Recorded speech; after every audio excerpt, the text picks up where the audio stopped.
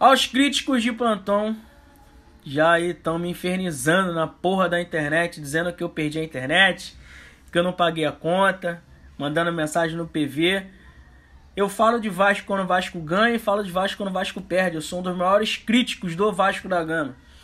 Mas enfim, faz parte. Falar do jogo.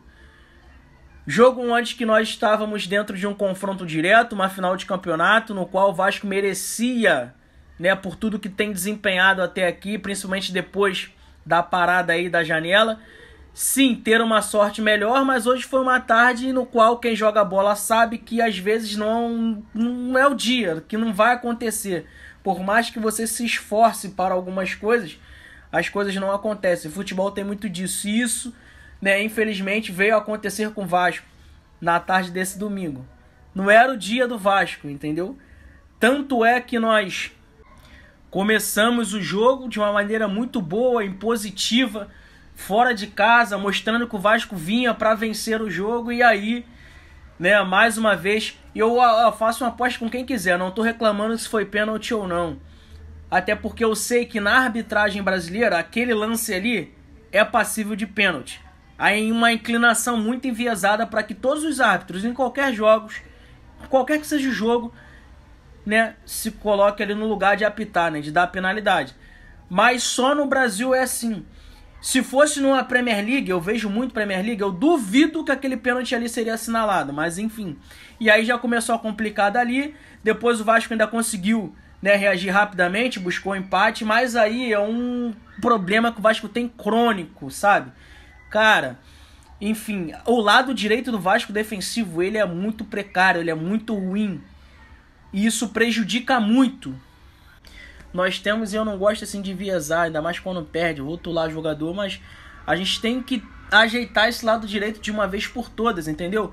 E eu, assim, uma particularidade, principalmente no jogo de hoje, eu consertaria da seguinte maneira. É óbvio que eu não sou técnico, mas eu vejo muita coisa.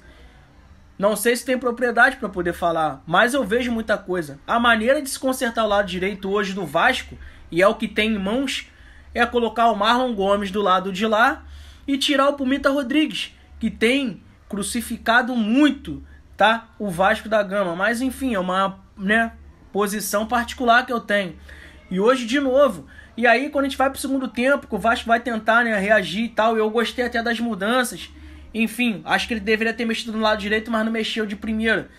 E aí o jogador vai e simplesmente faz o que fez lá com o Soteldo, e aí baralha o jogo todo, enfim. E aí o Vasco acaba perdendo a proposta de jogo, aí ele vai, tira o Pumita, coloca o Maico, aí já tinha que ser obrigação mesmo o Marlon Gomes jogar lá na direita para poder fechar o quarto de zaga do Vasco. E aí ele não faz isso, deixa o Vasco torto. E aí você vê que no contra-ataque do Santos, quando o Santos faz o gol lá, o Soteldo faz o gol do Santos, na verdade, o Vasco só tem 3 jogadores marcando, e tu vê mais de 30 segundos da câmera acompanhando o lance, não chega ninguém do Vasco. Por quê? Porque ele tem Paê, Sebastião e o Pirata lá na frente, tipo, parado, tá ligado? 3 jogadores sem movimentação. O cara já saiu no lucro, que não foi expulso quando ele fez aquela merda lá com o Soteldo. Qual era, né, o pensamento rápido do técnico? Cara, já foi expulso, já saiu no lucro de não ter sido expulso. Eu vou tirar ele, né?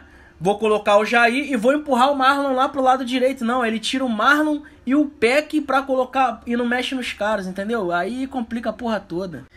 Mas enfim, cara, não tem muito o que falar. Acho que não tem que buscar explicações. É pensar no próximo jogo e viver cada jogo como uma final mesmo. E hoje nós perdemos uma final, entendeu? Perdemos uma final hoje e é só sobre isso. Estou com a internet sim, tá? Mas não foi uma tarde tão boa do Vasco. Não foi uma tarde tão boa do Vasco. Beijo, tamo junto. Até a próxima.